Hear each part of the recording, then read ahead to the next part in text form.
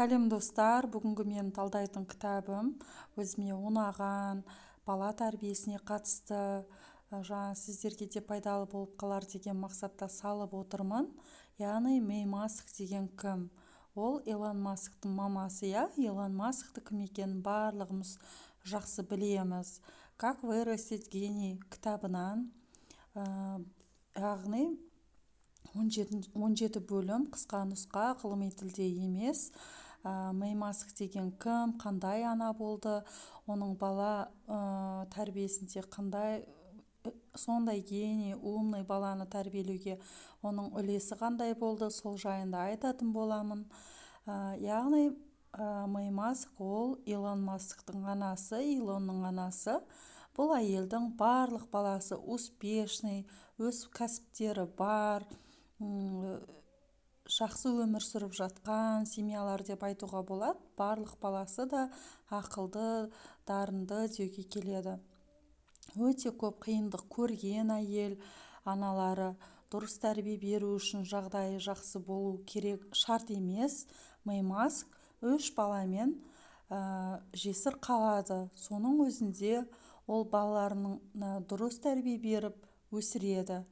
Біздің менталитетімізде толыққанды емес жанұя, әкесіз өскен бала табысты болуы екі талай деген ой бар. Осындай установканы бұзға білген, бүкіл өмірін тек балаларына арнап қоймаған. Ол осы күнге дейін 70 жасқа дейін сұранысқа ие модель. Дене күтімін, сұлулығын мықты сақтаған жан. Шет елдің әжелері біздің миымызға жарылыс. Біздің әжелеріміз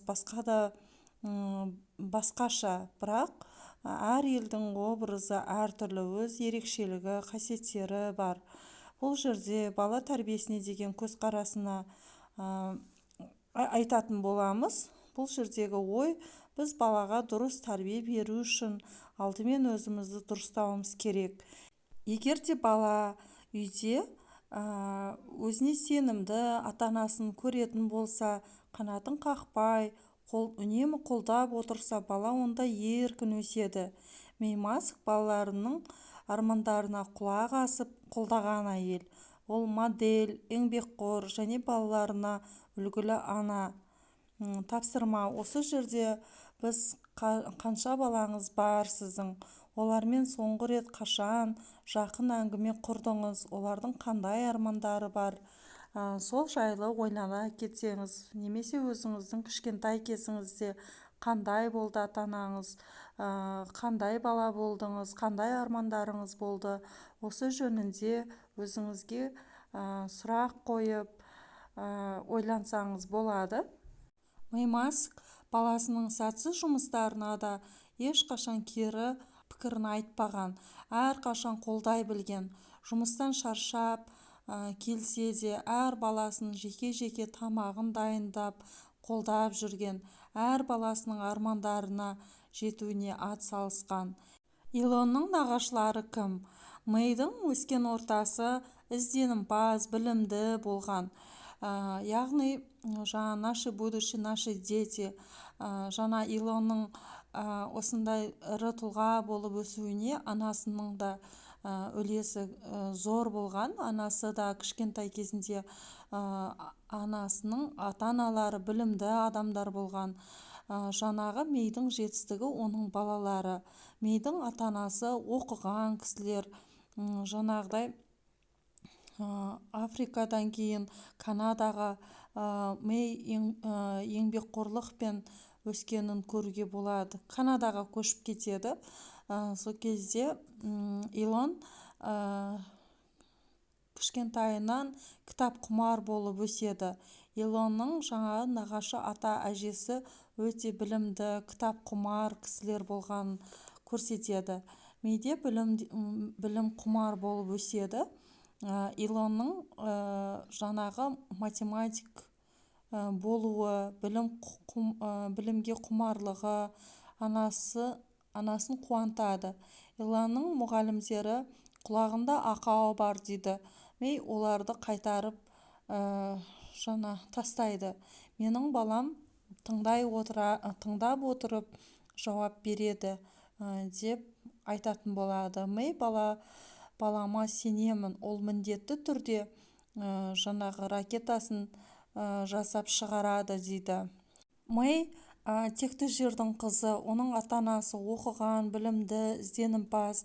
Мэй ата-анасының еңбекқорлығын, білімділігін, білімді болғанын көріп өсті. Сондықтан да ол балаларының алдында да барынша тектілігін, білімділігін көрсетіп, қолдап отыратын болады.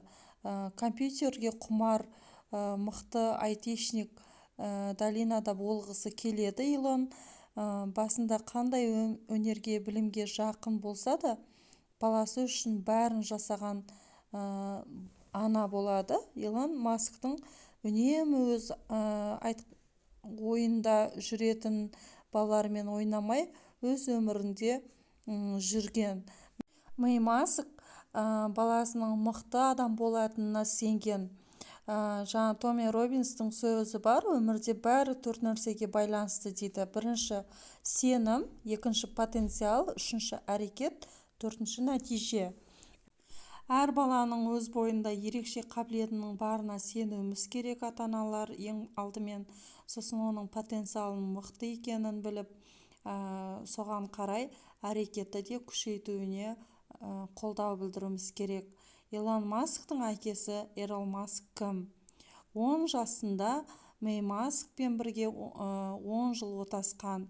Ажырасуына басты себеп болған Эрл тиран күйеудің бірі болады. Мінезі қиын, қызғаншақ болады. Мэй оған шыдамай 32 жасында ажырасып кетеді. Бала 12-ге келгенде Илон әкесімен өмір сүруге шешім қабылдайды. Анасы қанша қиын болса да қарсы болмай қолдайды. Інісі екеуі барып, көп ұзамай қайтып келеді. Өз әкесіне армандарын бөліскен кезде Америка қайда, сен қайда деп көңілін қалдырады. Әкесі көптеген қиындықтар туғызады. Үйдегі ыдыс-аяқ үшін де баласына көп ескертпелер мен көңіл күйін түсіретін болады. Ұлы көңілі қалып қайтып келеді. Мэй Маск 50 жастан астам модель образда жүру оңай емес.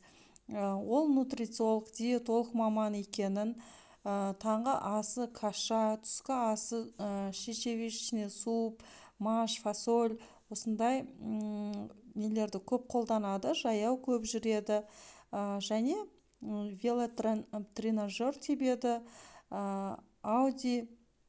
аудио кітаптар тыңдайды, үнемі оқып ізденісте жүретін ана. Мэй Маск ата-аналар жиналысында басқа анаға не деді? Илонның кластасы кітап оқығанды жақсы көреді екен. Анасы бізге режим ертең ерте тұрасың деп, жаңағы қолындағы кітабын жұлып алады да, Мэй неге олай жасадыңыз? Соңына дейін оқып бітірмеді ме десе, анасы қалай, ол ертең ерте тұру керек қой, көзін құртады дейді. Сонда Мэй айтады, сіз балаңызға бастаған ісін соңына дейін орындамауды үйреттіңіз деп. Мэй балаларына құрметпен қараған. Томас Эдисонның анасы үйде оқытады. Баланың қабілеті көре білу, оның адам болғанына біз сенуіміз керек. Өз балаларымызды өзіміз зерттеп, ең бірінші қолдаушы болуымыз, ертерек қолға алу, бала не бүлдірсе де оған ұрыспай, керісінше қолдауымыз қажет. Илонның гений болу үшін анасы не істеді? Кітапты оқып отырып, көп затты түйсіне бастайсыз. Мықты бала болу үшін оның анасы да 2 есе мықты болу керек екен. Мэй балам кішкентайынан қолынан кітап түспейтін болған дейді. Мэйдің үйінде кітап сөресі болған. Илон бәрін тауысып бітеді. Одан мектептің қаланың дүкендерін оқып, уақытын қалай өткенде байқамай қалады екен. Сатушылар уақыт бітті деп, Илонды шығарып жібереді екен. Оны байқаған анасы жаңағы сатушылардан өтінеді. Кішкене төлем ақысын берсе де, 1-2 сағат болсын отыра тұрсыншы деп, баласының дамуын, жан-жақты идеясын іске асыруына көп көмектесіп, қолдап отырмағанда Илон осындай дәрежеге жетуші еді. Анасының қолдауымен Илон осындай деңгейге жетіп отыр. Илонның анасы қалай көмектесті? Анасы ешқашан Илонға былай жаса, олай жаса деп өз ақылын тықпаламаған, көп айтпайды. Бала Илонның миллиардер Илонға қалай айнала бастаған байқаған шығарсыздар. 29 жасында үйленген Илон Маск қалтасында 29 миллиард доллары болған екен. Тесла компаниясының әлемге әйгілі техникалық басқа да ракета шығаруына айналысады. Ракетасы неше рет бұзылса да, ол қызметшілеріне сенетінін, ештеңе етпейтінін, түсті жарайды, ештеңе етпейді деп түскі асын жалғастырып келеміз деп айтатын көрінеді. Анасы мен Илонның ешқашан қайтпайтын жауапкершілігіне таң қаламын дейді. Бүкіл сырын, жырын анасымен бөлісетін Илон анасынан сұраса бәрі жақсы, біз бұл ракетаны бәрібірде ұшырамыз деп жауап береді екен. Сол дегеніне жетіп, ол ракетаны неше рет жібереді. Мэй баласы көңілі қайтып қоя мекен деп, қоя саламын деп айтама деп күтсе, Илон керісінше қай жерде қате кеттім деп әрі қарай жалғастырады. Біз баламызға қоя сал, жасама, қолыңнан келмейді деп ешқашан айтпауымыз керек екен. Бұл жерде нені көруге болады? Мысалға, бірден ешкім жетістікке жетпейді. Алдарыңыздан барлық адамның, барлық табысты адамдарды оқысаңыз, алдарынан қаншама қателіктер шығады, олар ешқашан мойымайды, бірден жетпедім екен деп көңіл күйлерін түсірместен ары қарай тағы да жалғастыра береді. Солай барлығы сүрініп барып табысқа жеткенін айтады. Расымен де солай, түйіндей келе барлығы мінезге байланысты. Абайдың адамның мінезі өзгермейді дегенді тілін кесер едім дейді. Туа біткен мінез болады, бірақ өмірдің әртүрлі жағдайын көре келе белгілі жағдайға адамның мінезі толықтай қалыптаса бастайды. Сондықтан адам әрқашанда өзінің дұрыс жақсы версиясын жасауға тырысу керек. Бала Илон құлағы мүкіс, аутизм деп есептеген Илон анасының қолдауымен ол осындай гений күйге жетті. Бала гений болып тумайды екен, бірақ гений болып қалыптасады. Оған ата-анасының қызметі ерекше. Себебі біз баланың бойындағы ерекшеліктерін көріп, оның дамуына қолдау жасауымыз керек. Бізде керісінше бала онсыз да ол пәндерден жақсы деп нашар оқитын пәндерге мән беріп, қосымшаға беріп жүреміз. Жан-жақты болсын деп баланы өз қалауымызбен қинай беретініміз бар. Довлатов «Мой гениальный ребенок» деген кітабында инсайт баланың әрқашан күшті жақтарына мән беруіміз керек екен. Бірақ дағдыларын дамытпас бұрын біз балаға жақын болуымыз керек.